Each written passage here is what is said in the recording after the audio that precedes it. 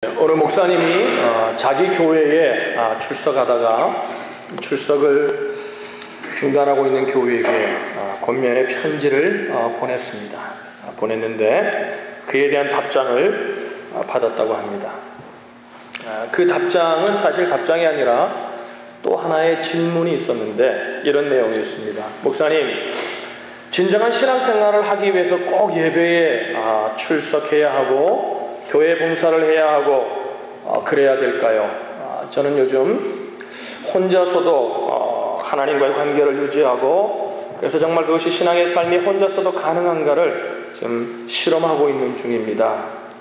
정말 교회 없는 신앙생활 불가능할까요? 이렇게 편지를 보냈다고 합니다.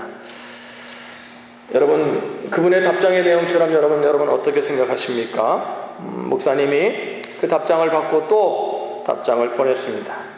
이렇게 보냈습니다. 형제님, 불가능한 것은 아닙니다. 그러나 이런 경우를 상상해 보십시오. 군대에서 훈련이나 소집에 불응한 군인이 정말 군인일까요? 세금을 내지 않고 투표를 하지 않는 시민을 정상적인 시민이라고 할 수 있을까요? 베이스 캠프 없이 등정하는 등산가가 정상일까요? 병원이 없는 병원을 만들지 않자고 하면서 병원 없는 치료를 구하는 환자가 정상일까요? 학교나 스승이 없는 학생이 정상이라고 생각하십니까? 벌집이 없이 날아다니는 벌이 정상일까요? 팀을 생각하지 않고 축구 선수라고 얘기하는 사람이 정상일까요?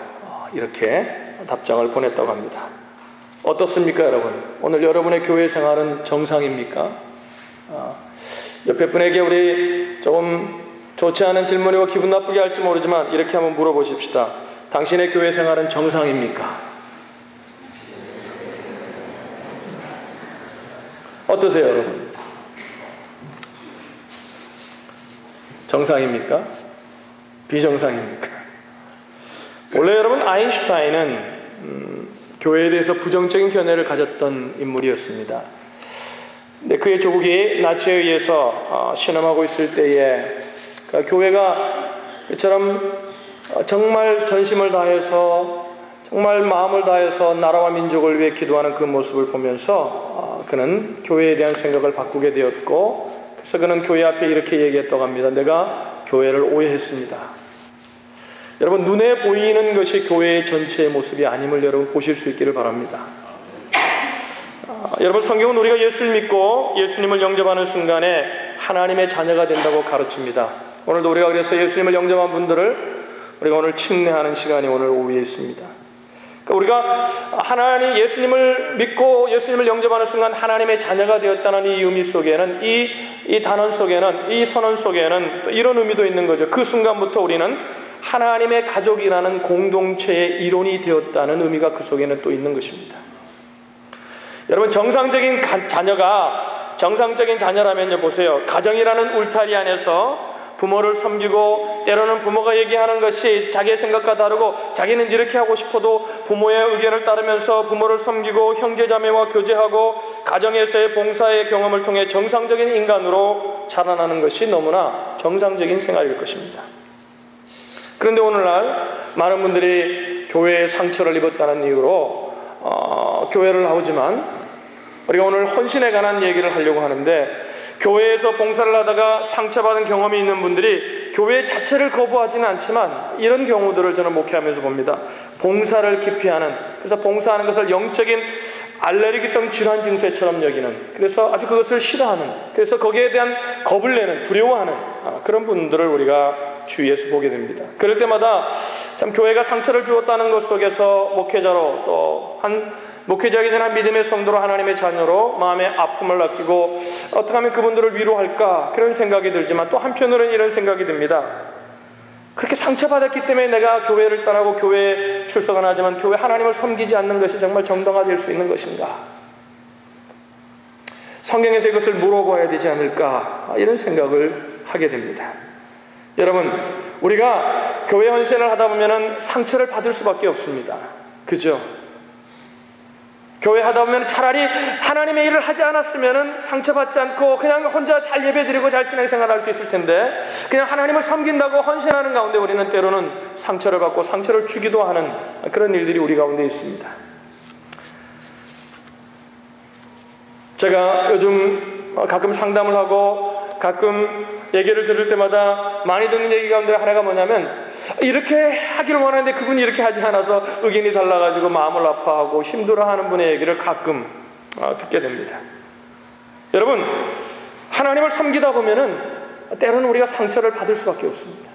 근데 어떻게 하면 이 상처를 넘어서 우리가 유쾌하게 정말 기쁜 마음으로 봉사할 수 있는 길은 없을까? 오늘 우리는 성경적인 헌신으로 돌아가야만이 그것이 가능하다고 성경은 우리에게 말씀하고 있다는 것입니다. 여러분, 본문 에베소서는 제가 수요일날 한 4개월 정도 강의를 했습니다만, 에베소서는 바울 사도가 교회론을 말하고 있는 바울이 쓴 서신서입니다. 편지입니다. 1장부터 3장까지는 하나님께서 영원전부터 계획하신 세상을 향한 비밀로서의 공동체가 있는데, 그것이 바로 교회라고, 그래서 교리적인 부분을 바울은 1장부터 3장까지 말하고 있습니다.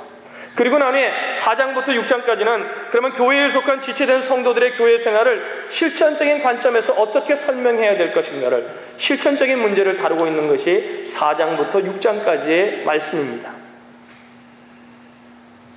바로 이 4장의 첫머리에 바울은 뭐라고 얘기하냐면, 1장부터 3장까지 교회가 무엇인지 교회에 관한 분명한 교회론을 세워놓고 난 후에 이제 그 실천적인 면을 다루면서 4장 처음을 시작하면서 뭐라고 하냐면, 읽지는 않았지만 4장 처음부터 이런 얘기를 합니다.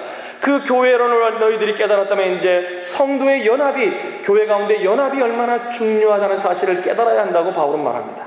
그래서 연합의 중요성을 강조하고 난 후에 그것을 중요하게 여기면서 우리가 어떻게 해야 될 것인가, 그것이 뭐냐면 우리가 하나님을 섬기면서 우리가 연합하면서 섬겨야 되는데, 그러면서 하나님을 어떻게 섬길 것인가를 얘기하면서 첫 번째 다루는 것이 은사를 따라 섬기라는 것입니다. 우리가 하나님의 교회에 우리가 헌신하면서 때로는 아픔 있고 좀 때로는 우리가 힘들고 우리를 힘들게 하는 사람들이 있음에도 불구하고 우리가 유쾌하게 봉사하려면 첫 번째 우리가 무엇을 따라 헌신해야 되냐면, 우리에게 주신 은사를 따라 섬겨야 한다는 것입니다. 할렐루야. 그러니까 누가 좋아서가 아니라, 누가 해보니까 그것이 좋아서가 아니라, 우리가 우리에게 주신 은사인가를 고민하고 정말 우리 은사를 발견하고 하나님을 섬겨야 한다는 거죠. 여러분, 교회에는 다양한 역할들이 있습니다. 그럼 하나 묻겠습니다. 어느 것이 더 중요합니까? 따라합시다. 다 중요하다. 다 중요합니다. 옆에 있는 분들이 다 중요합니다. 할렐루야. 다 중요하죠. 덜 중요하거나 더 중요한 역할 있을 수 없습니다. 다 다른 역할을 감당할 뿐이라고 성경은 말합니다. 근데 중요한 것은 뭐냐면, 그러면 그 역할이 정말 주님이 주신 역할인가, 그것이 정말 내가 주신 은사를 따라 섬길 수 있는 역할인가를 우리는 눈여겨보고 기도해 보아야 되고 정말 그것을 확인해 보아야 한다는 것이죠. 그럼 어떻게 은사를 발견할까? 여러분, 은사 세미나도 하고 여러 가지 하지만 그 은사를 발견하는 법은 성경에는 간단하게 말합니다. 뭐냐면 대체로는요, 다 그렇지 않아요. 대체로는 은사는 내가 좋아하고 내가 가장 잘할 수 있는 것이 은사일 때가 많습니다. 그죠? 제가 대체로라고 하는 이유는 뭐냐면, 아닐 때도 있어요. 하나님이 전혀 은사가 없는데도 나에게 그 은사를 주셔서, 여러분, 은사를 주신 이유가 뭡니까? 하나님의 교회를 세우라고 은사를 주신 거예요. 그러니까 하나님의 교회를 세우기 위해서 그 은사가 없음에도 나에게 은사를 주셔서, 내가 좋아하는 일이 아님에도 불구하고 내가 잘하는 일이 아님에도 불구하고 은사를 주셔서, 처음은 미약하지만 그 은사를 따라 헌신하다면 그것이 점점점 다 잘할 수 있는 일들로 나를 바꾸어 가시는 그런 은사도 우리 가운데는 있습니다. 그러니까 중요한 것은 뭐냐면 은사를 찾아야 된다는 거예요. 은사를 찾는 가장 좋은 방법은 뭔 줄 아십니까? 해보는 것입니다. 해보는 거예요. 스스로를 시험해보는 거예요.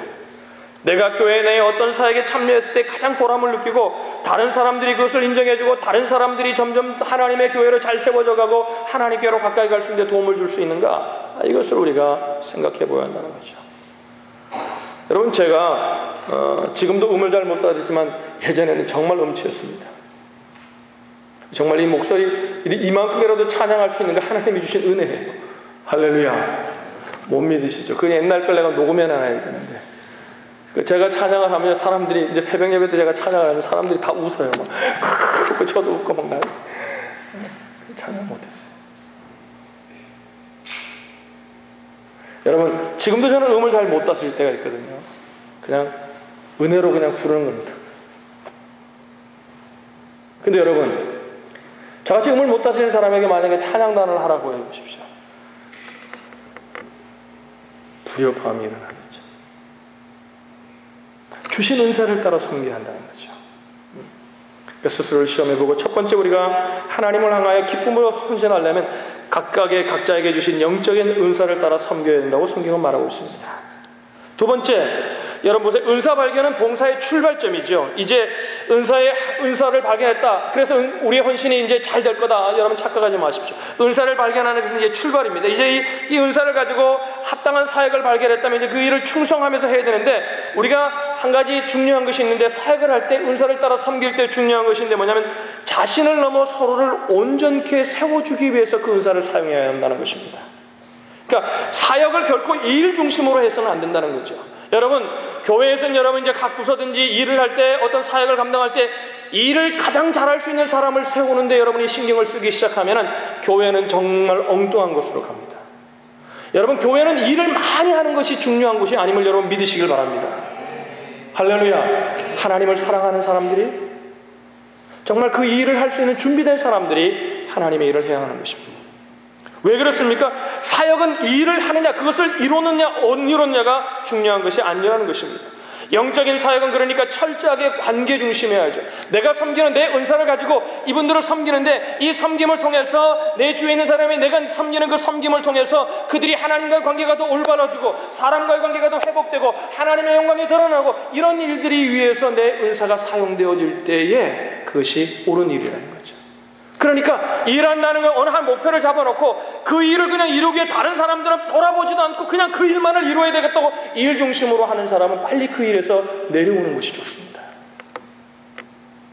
내가 일을 하면서 사람들이 상처를 받고, 내가 일을 하면서 사람들이 괴로워하고, 물론 하나님의 일을 위해 반대가 있어서 기도하면서 그 일을 위해 조금 의견이 엇갈릴지라도, 그러나 결국은 뭐예요? 그 일이 교회를 세우고 사람들을 세우는 일이어야 되는데, 사람들을 허물고 사람들을 하나님으로부터 떠나게 한다면은 그 은사는 사용되지 않는 것이 중요한 거죠. 여러분, 사역의 가장 큰 함정이 뭐냐면요, 따라합시다. 자기 만족이다. 그러니까요, 오늘 찬양단이 은혜롭게 찬양을 했지 않습니까? 그러니까 서 있으니까 이제 이걸 예어로 얘기하는 거예요. 오늘 저녁에 또 찬양단 모일 텐데 저를 공개하지만 뜻없이 들으시길 바랍니다. 자, 찬양도 써서 찬양들이, 찬양을 잘하는 성도들이 은혜 받고 성도들이 하는 거 좋죠. 그러나 그것이 자기 만족이 되면 안 돼요. 설교를 합니다. 제가 설교를 하는데 사람들이 아멘 아멘 은혜를 받습니다. 자기 만족이 되면 안 돼요. 뭐예요? 그 말씀을 통해 사람들이 유익을 얻고 새로워지느냐는 거예요. 은사를 주신 이유가 뭐냐면은 섬김이거든요. 그냥 관계 중심해야 한다는 것이죠. 그러니까 여러분, 조그맣게 해도 괜찮습니다. 너무 탁월하게 할 생각하지 마십시오. 하나님의 교회를 세우는데 유익되게 하실 수 있기를 주님의 이름으로 축복합니다. 헬라어로 은사를 카리스마라고 합니다. 근데 여러분, 그 말의 어근이 카라라는 어근에서 왔는데, 그 카라라는 단어의 뜻이 뭔지 알아요? 기쁨 혹은 즐거움이에요. 그러니까 은사를 따라 섬기면요, 때로는요 좀 힘들긴 하지만 어떨 땐 기쁨이 있어요. 감사가 있고요, 막 자기 만족이 넘칩니다. 그러나 여러분, 거기에 빠지면 안 된다는 거예요. 자기 은사 혹은 재능에 만회를 하면 누구나 신바람이 납니다. 누구나 즐겁습니다. 그러나 우리의 봉사는 자기 만족을 위해 하는 것이 아니라 목표가 있습니다. 뭐예요? 섬김의 목표, 이웃이 하나님께 유익이 되게 하는 거예요. 오늘 본문의 표현을 빌리자면 그것을 온전케 한다, 이렇게 표현할 수 있습니다. 이런 얘기죠. 동일한 은사를 가지고 같이 일하는데, 동일한 은사를 가지고 사람들이 막 일하는데, 내가 사는 일을 통해서 뭐해? 나와 함께 일했던 동력자가 자신의 은사를 발견하게 되고 자신의 은사를 개발하게 되고, 그래서 나보다 더 탁월한 사람이 되어질 때 뭐해? 그것이 너무나 기뻐해야 돼요. 여러분, 우리는 가족입니다. 믿으시면 아멘. 사촌이 땅을 사면 배가 아픈 게 아니라 사촌이 땅을 사면 할렐루야. 사촌이 너무나 잘 섬기고 나보다 더 탁월하게 섬기고 나를 뛰어넘는 자가 나서면 할렐루야. 나보다 영적으로 더 깊은 자가 나서면 뭐예요? 할렐루야. 할렐루야. 그러니까 뭐예요? 세워주는데, 목장에서도 그렇고 우리가 예배성에서도 그렇고, 그렇죠? 찬양단이 만약에 좀 틀리면 어떻게 해서 우리가 더 크게 찬양을 불러 세워줘야죠. 할렐루야. 틀렸다는 얘기 하는 거 아니에요? 그러니까 윤지가 웃어서 그래. 틀렸나 우리가?